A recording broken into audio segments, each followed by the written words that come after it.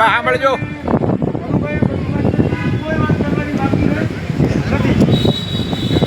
હવે મારે વાત કરવાની બાકી એટલી છે ખાલી થોડી કે આમાં સરકાર કોઈ તમારો હક હિસ્સો દબાવી અને બેઠેલી નથી.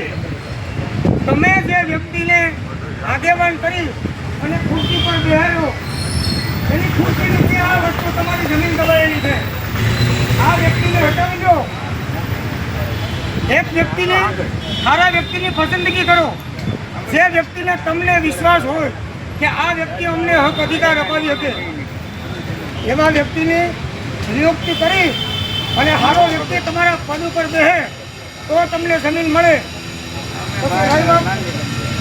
રામજીભાઈએ કીધું કે ભાઈ મને હમણાં એક વ્યક્તિએ એવું કીધું, એણે તમને આપણી સમાજના જ છે પણ ઓલું 2 અક્ષરવાળું નામ લઈને કીધું કે તમને પહેલા કહેતા કે આ સમાજને આ નાતને 1 ઇંચ જમીન આપવાની નથી. હવે તમે એની વાતોમાં આપી અને જો તમારી એની પાસે કાંઈ અપેક્ષા રાખવી હોય તો તમારી ઈચ્છા. બાકી ખરેખર તમને આ લોકો ન્યાય અપાવી શકે એમ હોત કે ન્યાય અપાવવો હોત તો 45 વર્ષ સુધી આ જમીન અને કબજા બધું એની પાસે હતું. આ તો અત્યારે તમને 100 રૂપિયાના કાગળ ઉપર જમીન આપવા માટે એટલા માટે નીકળ્યા છે કે તમે એની બાજુમાં ઊભા રહો. તો આ લડત લડવાવાળાને, આ ન્યાય અપાવવાની વાતો કરવાવાળાને લાત મારી અને પાછા ખાઈમાં નાખી શકાય, તમારા માટે નહીં. બરાબર? આ બાબતને ગંભીરતાથી ધ્યાને લઈ અને હાલજો. જો તમારે ન્યાય લેવો હોય, મેળવવો હોય તો તમારે જાતે લડવું પડશે. કલેક્ટર સાહેબને લેખિતમાં તમારે બધા વ્યક્તિએ આપવું પડશે. આમાં જમીન તમારી છે ને તો તમારે લખવું પડે ને.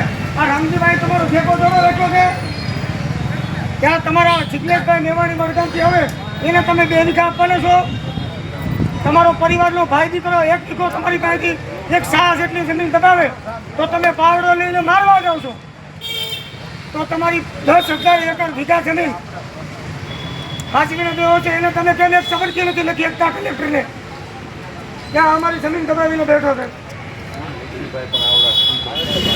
જેટલું તમે કરશો એટલું દબાણ તમે તંત્ર પર કોઈ કરવું જરૂર નથી.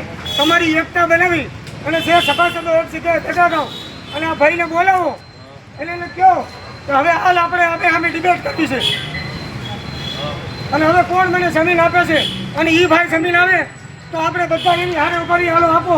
પણ કાગળ માટે નહીં. કાગળમાં પડીકા વાળીને બી વાવી શકાતા નથી. સ્થળ ઉપર બતાવો. કાગળ આપણને આપે તો કાગળ ઉપર વાવેતર થાય. કાગળ ઉપર આપણને બીજું કઈ વસ્તુ થઈ શકે. આપણે 2 ટંકની રોજી રોટી માટે અનાજ જોઈએ છે તો અનાજ ઉગાડવા માટે કાગળ નહીં જમીન જોઈએ.